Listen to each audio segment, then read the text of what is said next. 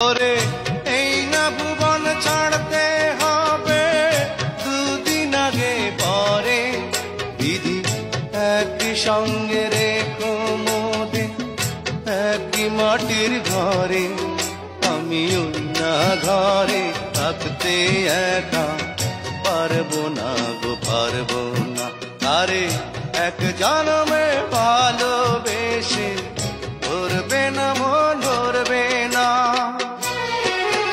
আমার সারা দেহ খেয়ে গো মাটি।